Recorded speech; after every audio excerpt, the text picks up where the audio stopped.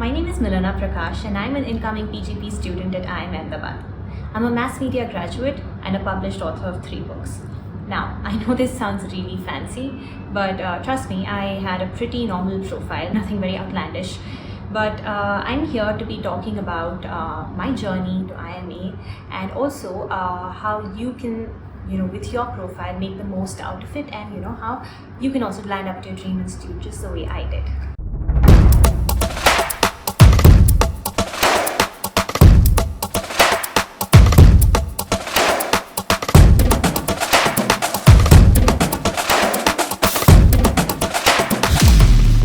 This series is going to be called CCC, which is Catalogue to Cracking the Cat. So now before we start, I'd just like to introduce myself. Like I mentioned earlier, I'm a mass media graduate. I have 20 months of work with the Economist group, and I was a former intern with Disney Plus Hotstar and Star TV and Bennett Coleman. To be more precise, Mumbai Mirror. I studied at the University of Mumbai. I'm pretty average at math, and I've had my fair share of mental health struggles. But despite that, I think I'm very proud of myself about the fact that I've made it to IIMA, and if I could do it, then you can do it too. I would like to talk about my CAT preparation journey. The first thing is I'm a CAT veteran. This is my 3rd attempt at taking the CAT, and when I first took the CAT, that was in 2019, I scored a percentile of 88. And this was a time when I didn't really study. I'd just gotten my job. I didn't really focus on my preparation. I got a call from IIM Code for LSM, but I did not attend the interview because I wanted to focus on my work. The next year, that is 2020, I took the CAT again, and this time I did study a bit.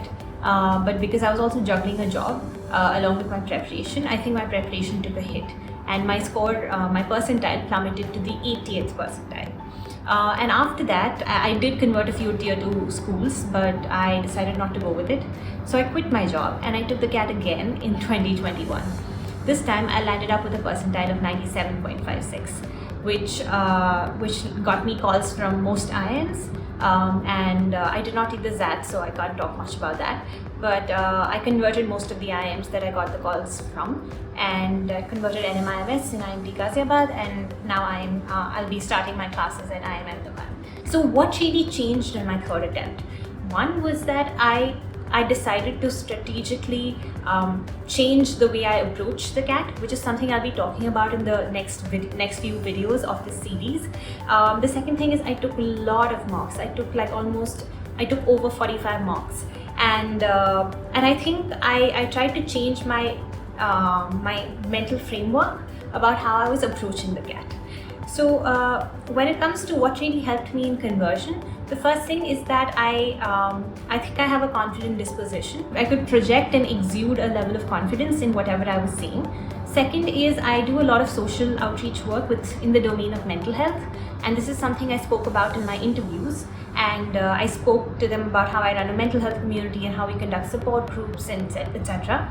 Third is, of course, the fact that I had a different profile. There are not too many people who apply from a mass media background, and in addition to that, I had a decent profile for people from my cohort, and also the fact that I have published 3 books.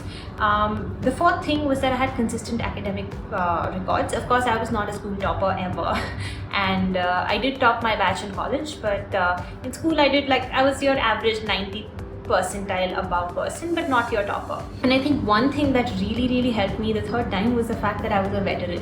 The fact that I was so familiar with the way the paper progresses that it was like almost muscle memory for me. And I'm not recommending this to everyone. Ideally, I would hope and wish that you convert and get into your dream B school in the 1st attempt. But even if you don't, it is okay to take a few more attempts, and that is something again I'll be talking about in the next few videos. What I'm trying to say is that because it was my 3rd attempt, I was so familiar with how to approach the paper, and you can actually simulate this by taking a lot of mocks, so you really don't need to take 3 attempts at the CAT. And like I mentioned briefly, I've had my share of mental health struggles.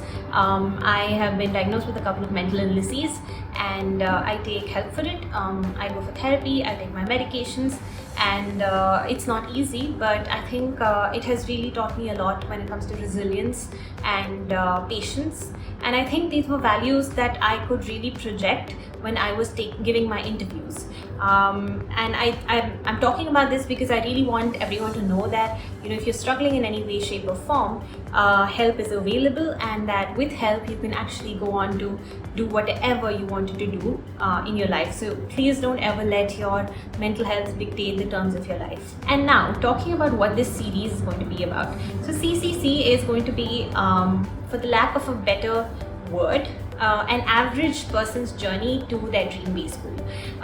So the first video that we'll be putting out is a non-engineer's guide to CAT. Second thing is that gap years aren't bad. The third thing is turning hobbies into CV points. And fourth is how do you stay motivated during your CAT prep. Now these were topics that I thought I could offer my 2 cents on because of my experience in taking the CAT so many times.